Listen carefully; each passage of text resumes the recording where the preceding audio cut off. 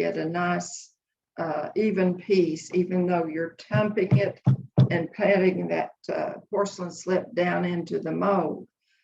You wrap it with rubber bands to hold it, and then you pour your porcelain in to those holes.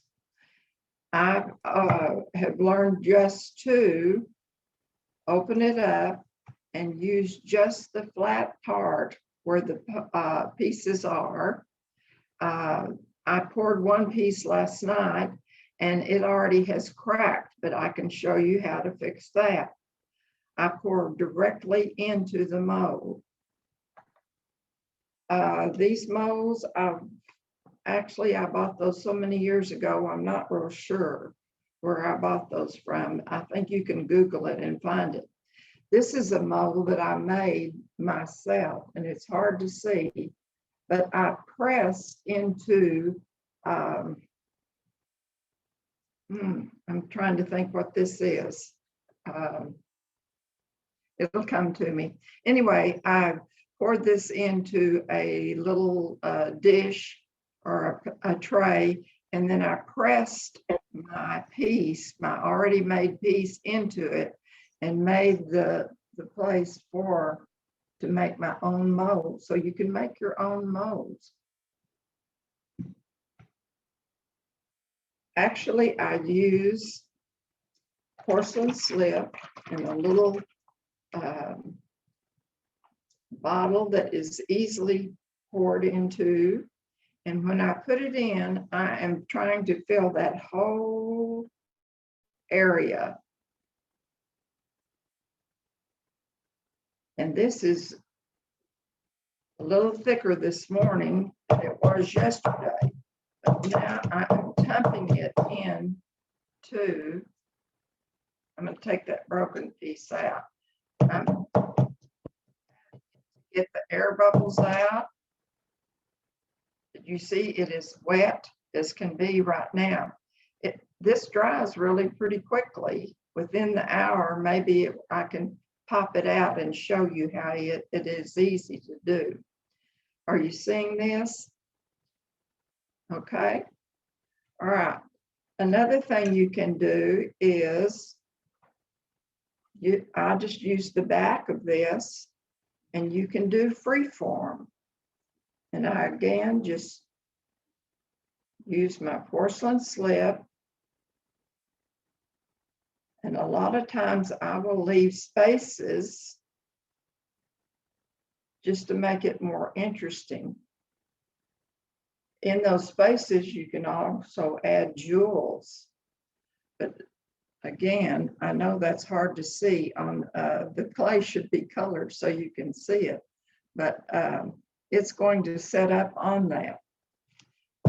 Once these are dry, I pop them out and I put them on newspaper, a piece of newspaper, to continue to dry. When they are good and dry, then I'm able to smooth them. And I just use a damp cloth.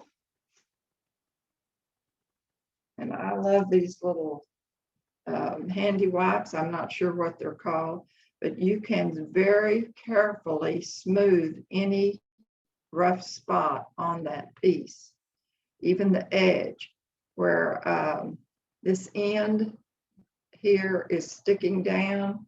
I will carefully snap that off. That's where it came out of that area of where the hole is in the mold. And I can just smooth this off where I have a nice piece. The back is kind of interesting the way it did, and I could use either side actually, deciding on which one I would like to do. But I'm just smoothing it very gently, and I may dip my rag and get it wet again, my cloth, and smooth very gently. Again, I'm taking off that rough spot on the edge. You can also sand them with these little things. I'm not sure, that's just a sander, but it will smooth them. One of the ladies that I have worked with uses bridal veil, and she says you want these smooth as a baby's bottom. But that's going to smooth it where it will be a nice area to be able to glaze. And I go ahead and glaze mine before I fire them. And if you'll remember, porcelain fires to a cone 6. It's not considered porcelain unless it is fired to a cone 6. I bought a smaller kiln that will fire to a 6. I also have a 110 that will never fire to a 6. I use it just for my china pieces. But again, I'm just smoothing it. Once it's smooth, I'll use, this is, well, it's so covered up. It is a glossy glaze that fires along with this, and I use a brush. And when this is good and dry, like it is this morning, I'm going to paint on one coat.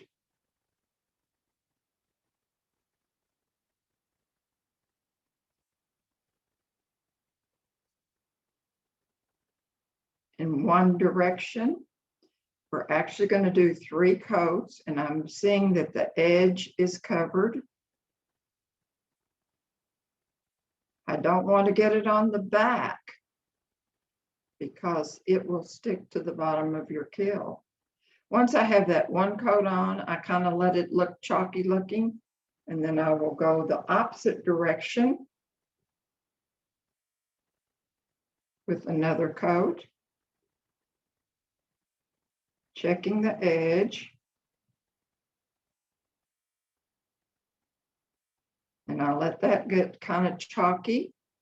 And then this would be the 3rd coat. It does not matter. You're going one way, the second way, and this coat, I could go crosswise or up and down or back and forth. But you're putting on 3 coats of the glaze. Then I check. I'm going to put the lid back on. That's another thing. Always remember to keep your things covered because they tend to dry out. It's whether it's your clay or your glaze. Then I check the back and be sure, and this is why this is pink. This glaze is pink. It shows up pink. And if any bit of it gets on the back, then I can take my damp cloth and clean it off. And there it is ready. Once it's dried, it's ready to go into the kiln and fire to a cone 6. I have some clay, just porcelain clay, which you can make slip out of the clay. I've already mashed it out a little bit, so it's easier to roll out. You can actually use 2 of these painter sticks when you put the clay in between. And I use wax paper when I'm rolling. This way you get an even width or thickness of your clay. We're using those 2. Actually, that's going to be a little thick, I have found. So I'll just like to, if you're, depending on the thickness of your pendant that you would like.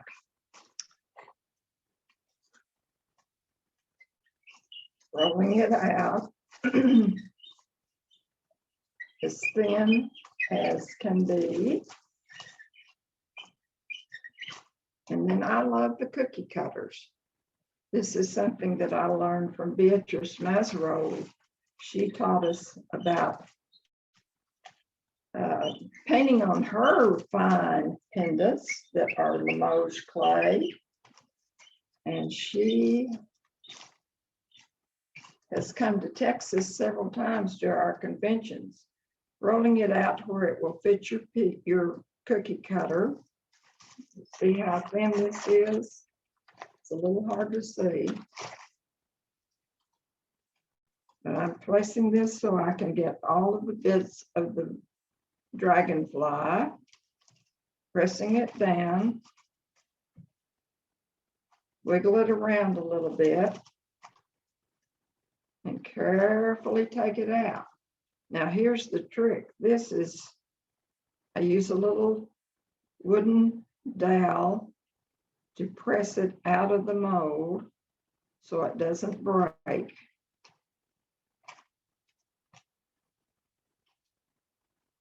This is when you have to hold your mouth right. Aha. Got it. Okay. Now then, I can peel off the excess.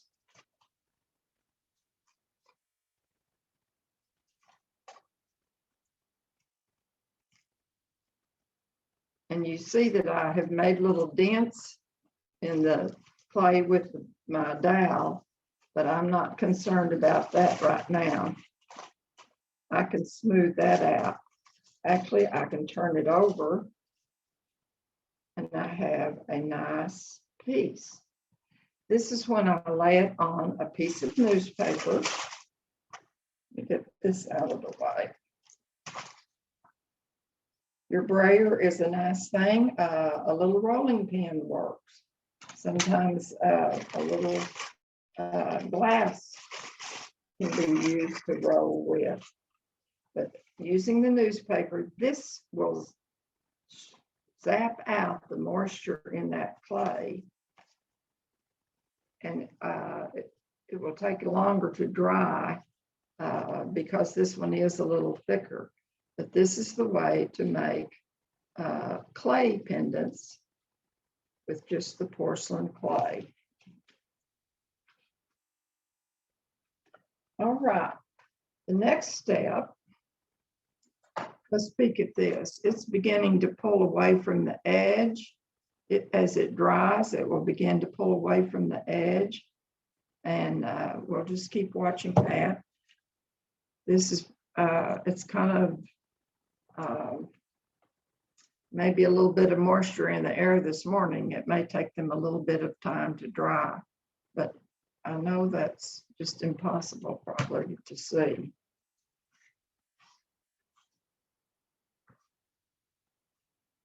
Okay. Now we're going, once they are fired to a cone 6, this is a piece that one of my molds has the shape. It is actually the square, and I'm not real wild about square. I love to make it into a diamond shape. The same way with this little one.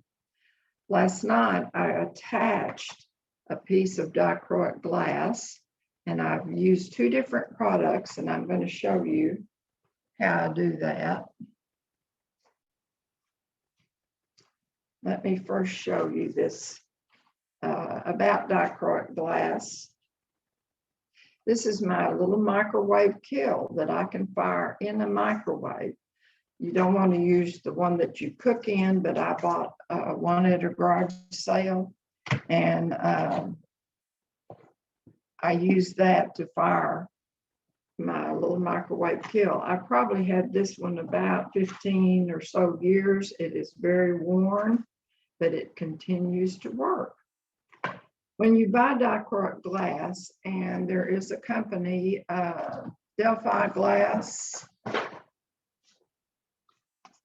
Delphi Glass has lots of dichroic glass and other just plain glass.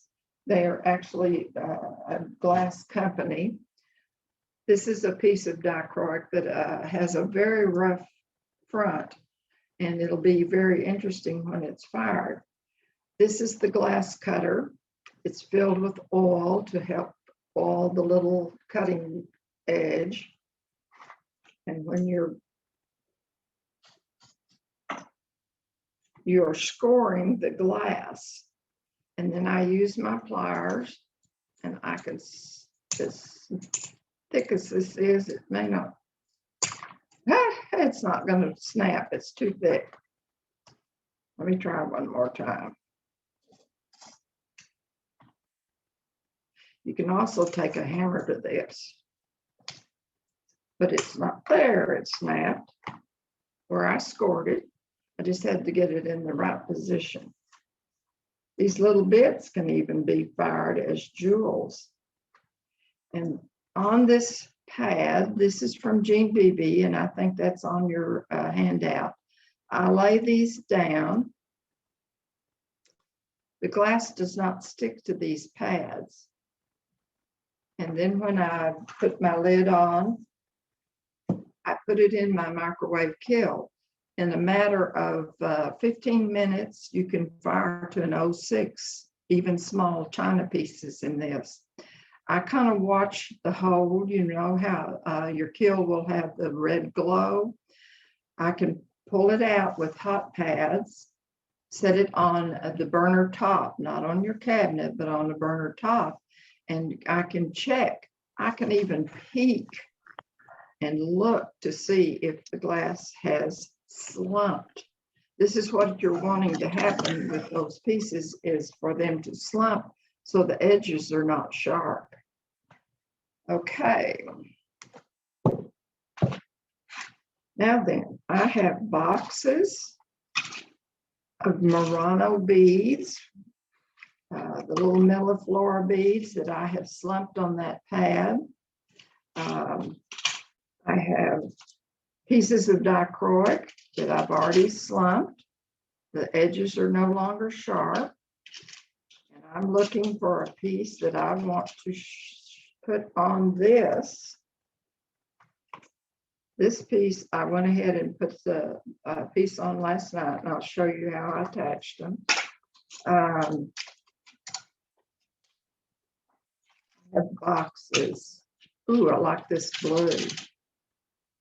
This will be a nice piece too, even with that little bit of copper colored glass. And again, all kinds of shapes and sizes. This shape is even different. You can see that. I made it into a longer shape.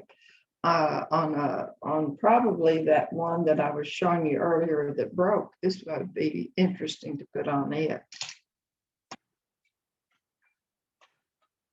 Oh, also, there is bullseye thin paper, like you can put on the bottom of your kiln to protect it. You can put this, cut it in the circular shape and put it in the bottom of your microwave kiln to protect the bottom of your little microwave kiln. I have pitted mine several times because I failed to use the paper.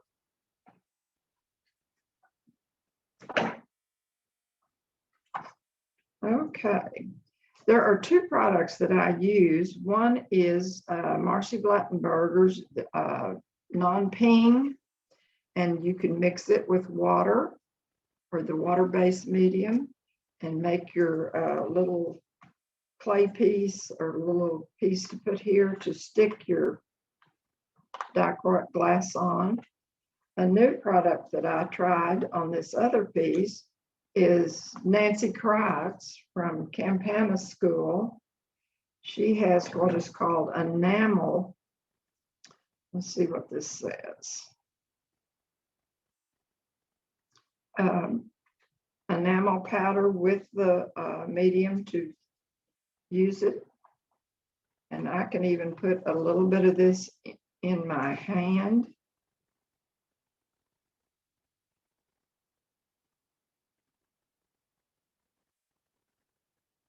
Enough, and then put the medium. And it will eventually roll into a little ball. Now, some of you may not like the idea of putting this in your hand. You can put it on glass, but I didn't get here with a piece of glass, so I'm doing it on my hand. You see it's beginning to come together. It's a little damp. I'll put just a little more powder.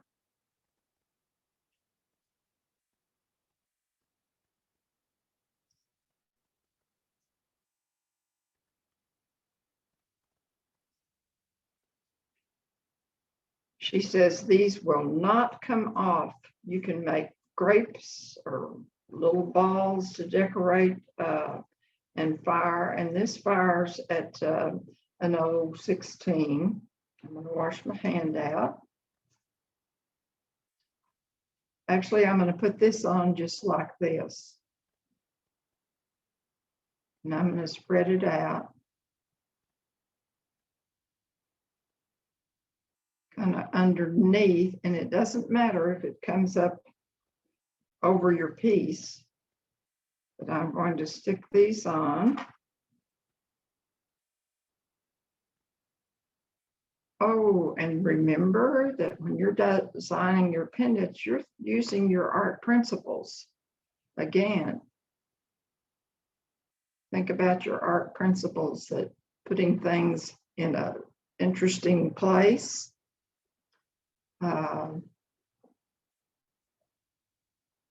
Where it will look the best. Now I'm going to let this dry a little bit, and then later on today, I'll fire it in my little microwave kiln. But that's the way you start out.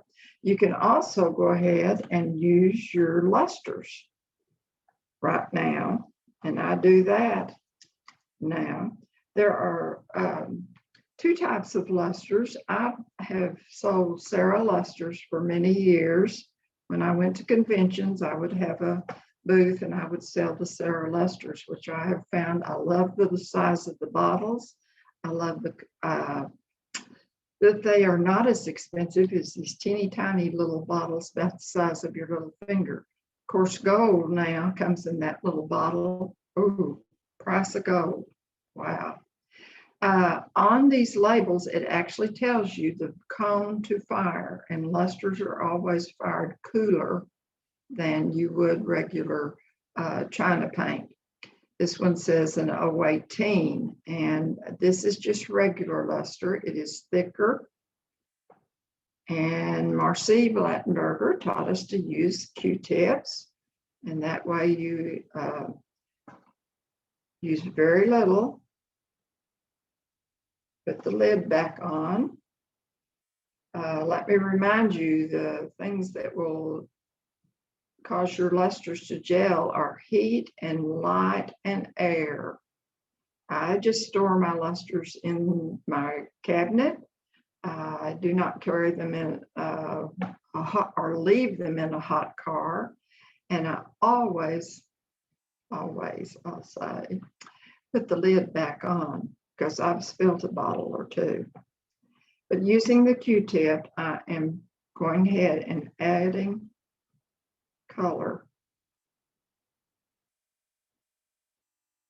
And this is grape, which that'll be different.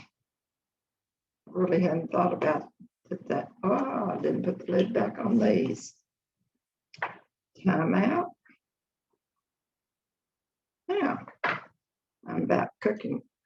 This is a halo luster, and it is very thin, very easy to work with. I paint a lot with halo lusters. I just can turn this Q-tip upside down, have a clean area, and I can go ahead and finish. I'm really experimenting with color this morning, and I'm going around the edge. And if it gets on the back, it will stain the back, but I can clean it up with alcohol or brush cleaner. Halo lusters are the ones that you can drip and make halos with. Wet your Q-tip again, put it into here, and you will begin to see the halos.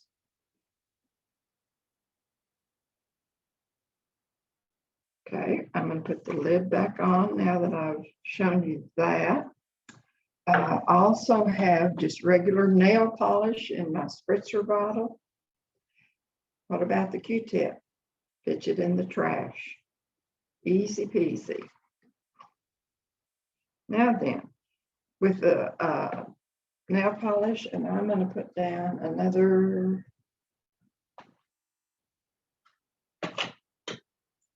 piece of paper towel so I won't get my table run with the nail polish. It's going to squirt. I think it's broken. It's not squirting. It should squirt. I should have tested that sooner. Anyway, here's my piece ready to go into the kiln. And since it has the lusters on it, I probably will fire it at a 18, maybe a 17. If you fire some lusters too hot, you're going to change the color of them, especially greens. Green luster, if you fire it too hot, it will turn it to purple. And purple, that's an expensive color. Green fired hot turns to purple, which is a cheaper purple. So there's a little hint. This one is ready to be fired. Then the next step would be our wire wrapping. This is beginning to pull away again from the edge. I see a little speck of glass that I got in there. I can get that out later. All right.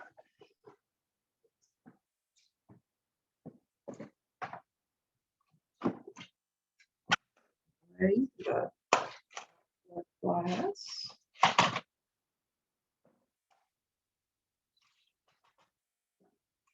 Get out.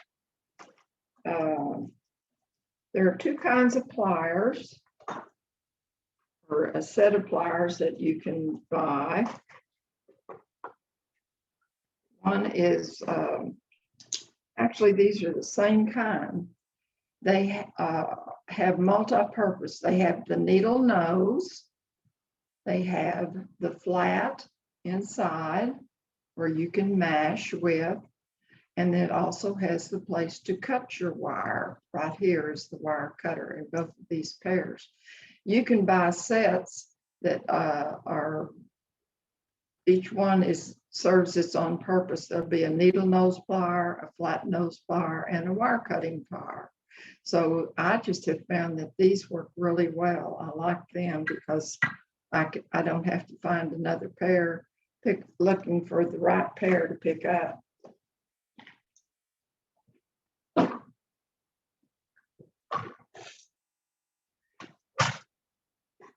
I have a great selection of beads. A lot of these beads can be found at Hobby Lobby or Michael's. I've ordered them before. Even Walmart has the beads. And I'm looking for, here it is.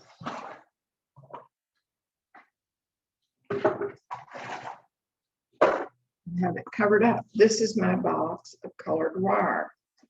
Again, this can be found at Hobby Lobby. On your sheet, it will say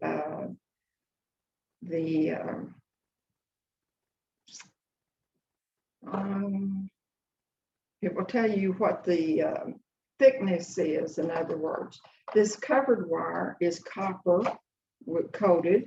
Some of it is actually just the wire is colored, and it doesn't have to be stripped. Sometimes you need to strip. I've even bought big rolls of copper or gold, but I do like these. When I'm looking at my piece, and I'm looking at this one,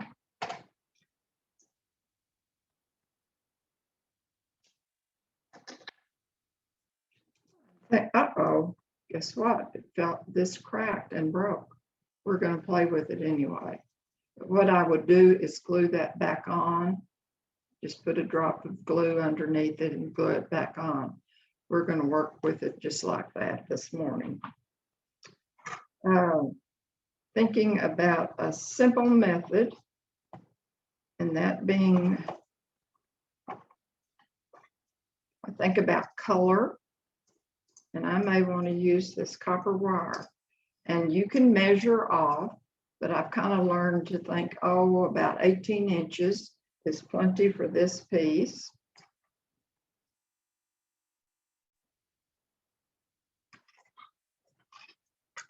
cutting it.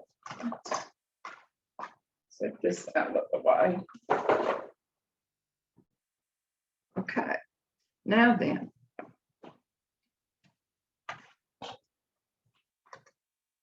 there's two ways. You can start with one end, and I'll show you both ways. I can make my bail by twisting. I'm leaving a tail. I want a tail there that I can add beads to. I can twist this part right here. And depending on the necklace, you either leave your hole big or small. You want it where you can fit through. If it gets kind of where you need to open it up, you can use a pencil or some round tool to open it up so you can get your pendant through, get your necklace through. Okay, now then, I have mine. Actually, I wouldn't have it quite so big for this piece, but I'm twisting it so the bail will be in the right position to put your necklace through. I'm going around my glass, one direction, and I'm anchoring it here at the bail, and I'm coming back around the piece of glass.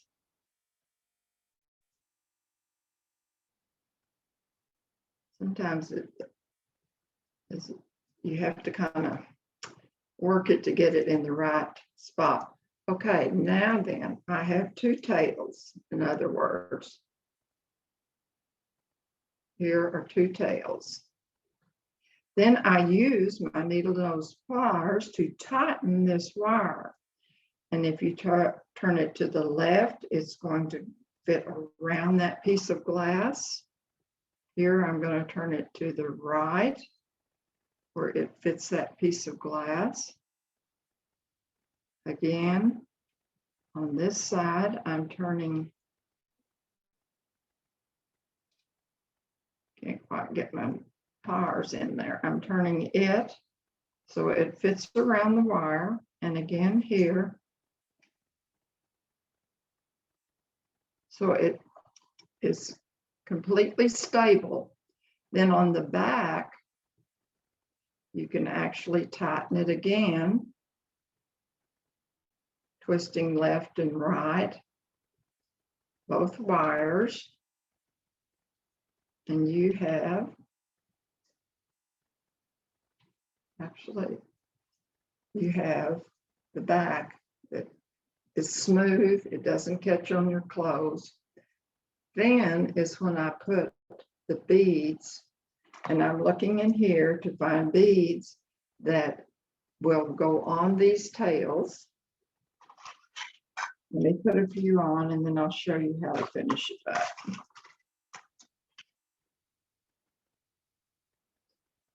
My light is not as good here. I should have gotten my little lamp to see the hole in the bead.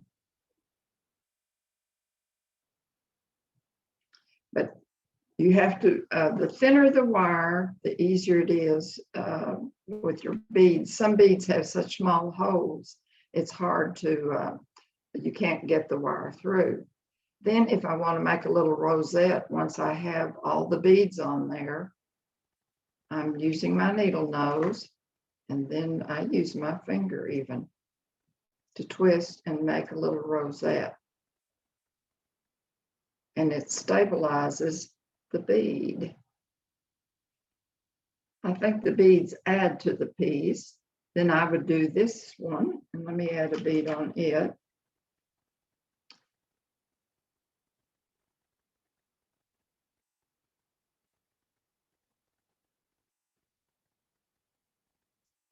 And then you can use just the end of a paintbrush, and I use this to make a spiral. I'm wrapping it around the end of that paintbrush. And when I pull the brush out, then I have a nice little spiral. So you have two ways to end the wire wrapping.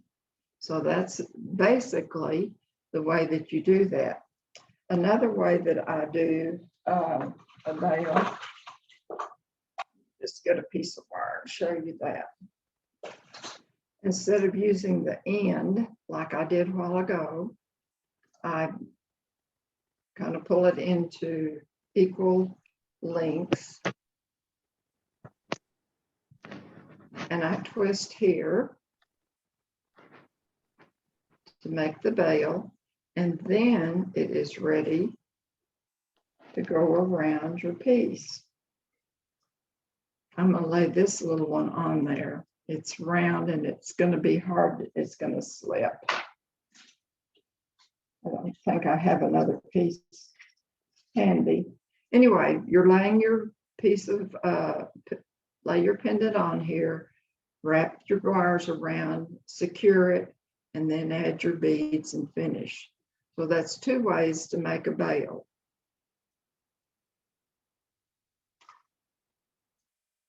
All right.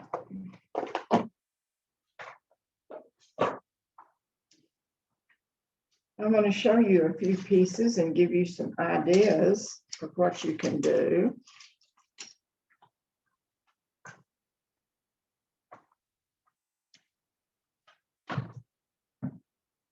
This is one that I poured, and I used the silver wire, and I actually twisted two pieces or two veils up here and put them side by side. I wanted I had a little bit heavier necklace to put in there. And with this being a heavier piece or bigger piece, I thought it looked better with two veils instead of one, but you just do two twists, pull them together before you start wire wrapping around. I used actually a piece of Dichroic glass that has a butterfly in it. And then I did the halo blue and I spritzed it. I had little beads around. And with this wire, you can also see the back where I have twisted to make it look nice, plus the front. This is one of the first pieces that I did. A friend had given me this with these little bits of look like turquoise on it. And that is Egyptian clay. And she gave me some of her Egyptian clay, and I have fired another pendant with it right here. I cut out a little square and put it on. It doesn't look turquoise when you put it on, but when you fire it to a 6, again, it's fired to a 6, it turns it the turquoise color. And on this one, I put black around it and spritzed it. I have a friend that made the silver for me that I put my pendant piece in. On this one, once it had those 3 little bits of Egyptian turquoise looking clay, I found a piece that I thought would go with it. Then I used the amber luster. And then when it had a hole in this piece. So I just went through the hole and made my veil and put my little beads right there.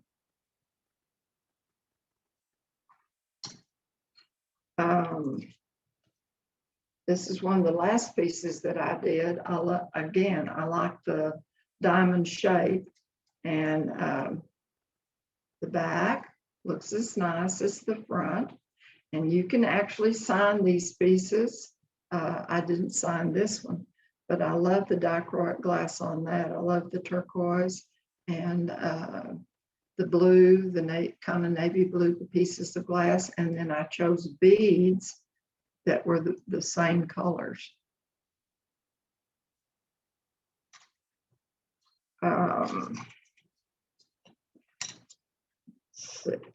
Here's another one one of the first ones I did. I used seed beads, the little beads that go on moccasins or beads on dresses that the Indians have used. When that was in the kiln, it all went together in a very unusual pattern. But that was simply seed beads that I used.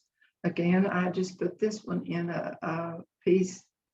A fellow that I met, his wife, and he at a convention, and he said, I can do silver for you. This is one of the pieces that he made for me. You can also do earrings. There are 3 different shapes of earrings. I just glue the backs on. Here's another one with a piece of Dichroic glass on it. Here's a smaller one. This actually goes with the pendant I showed you right here. I have a pair of earrings that I made to go with the pendant. This was a ready-made piece that had a hole in it, but I went ahead and decorated it with Dichroic glass diagonally. How about that? I know who would like those. One of the ladies that I've met is Nancy Bergman. She does a lot of freeform pouring, and she gave me this piece at one of the conventions, and she said, just see what you can do with it. So I went ahead and I had little transfers or decals of butterflies that I put on there. Then I added the bits of dichroic, and this is just one of those bales that you glue onto the back. You do not have to wire wrap everything, but I thought that looked nice on that, especially on black. What do you think? This piece.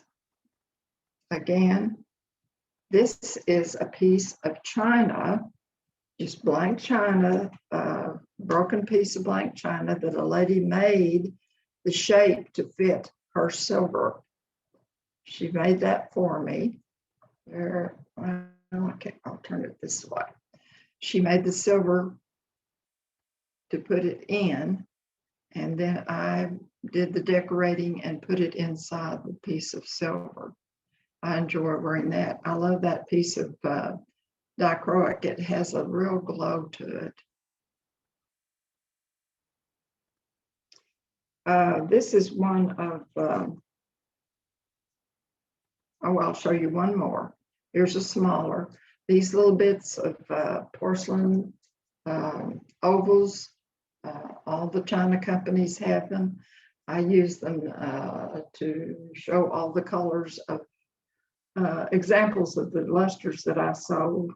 You may get a picture of the colors that I have.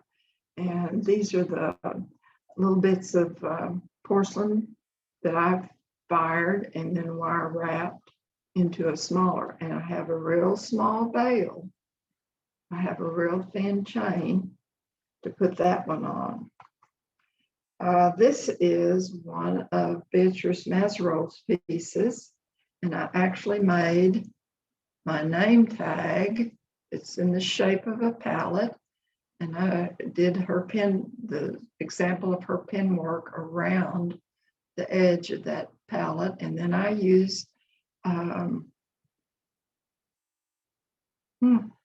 won't come to me, little bits of glass, rhinestones. How about that? Rhinestones. I used rhinestones to show the color of the paint around the palette. And they have pin backs that you can glue on. And actually, I think I showed, I don't know if you can see it, but I signed that piece in front and on the back. I always go ahead and put the year. I kind of like to know what year that I did pieces. All right, I think we'll just show you these. They are again drying. It's still not dry enough to pop out, but if it would fall right into my hand. Carefully, I would probably hold my hand closer and not let it drop. But it is ready. When it's ready, it will come out of the mold. This piece is drying also, and it's still too damp to even try to move.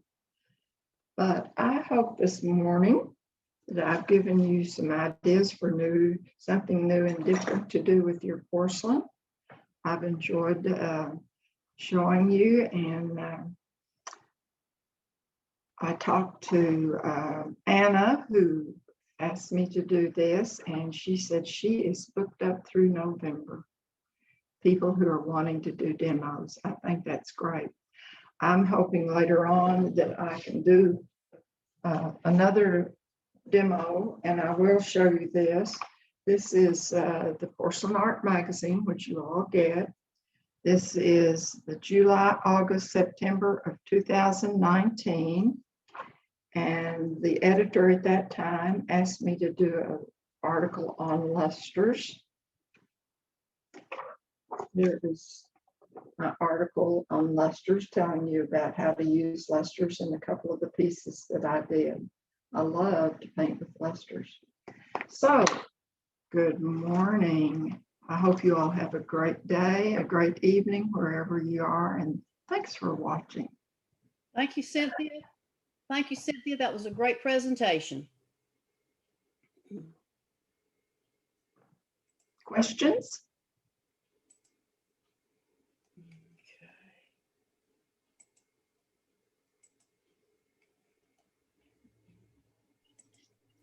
All right. Cynthia, do you have a list of the lusters that you sell? I do. If you will email me at cynthiapinnell@gmail.com, I can send you those. I have not contacted my supplier. They live in New Jersey. Sam and Dina Rosella are their names. They are from the Philippines. And I have not contacted her since all of this has been going on. I need to order new ones. So once I send you the sheet, then you can kind of tell me what you're looking for. Okay, thank you. I'm doing for the iPad Zooming, and I'm the moderator. So love you, and I'll see y'all in a little bit. Bye-bye. Yeah. I have a question about, I had never heard of a microwave kiln. Okay. I ordered these out of Canada. I used to order them 6 at a time. And this is my last one that I had not sold. I sold these at convention.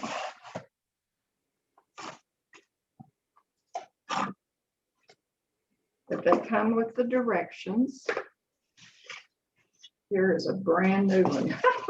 Look at the difference in the brand new one and mine. You can tell I've worn mine.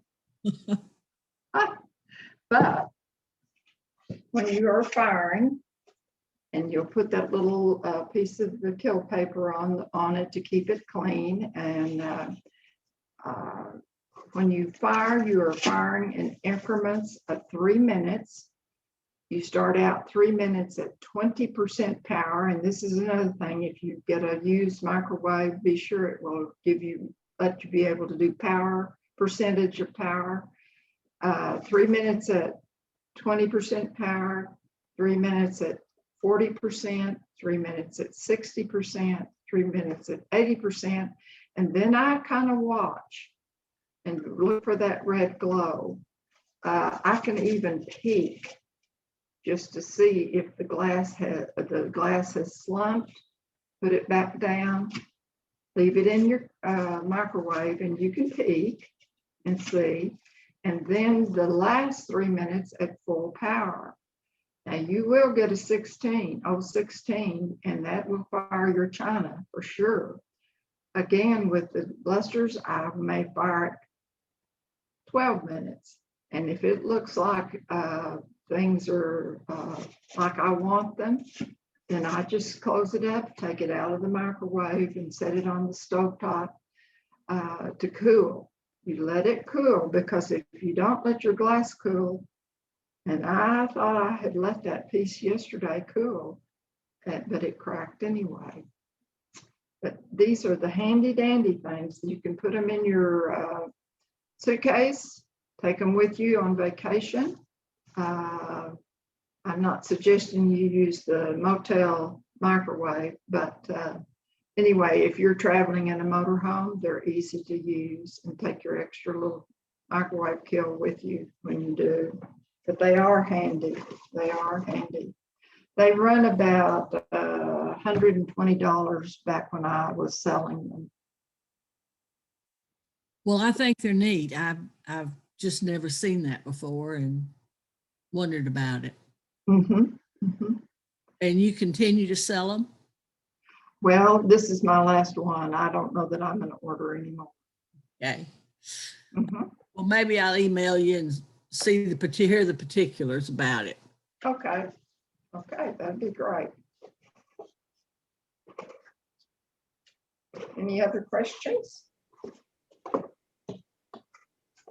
Well, Cynthia, we want to thank you very much for your great presentation today. We all learned a lot.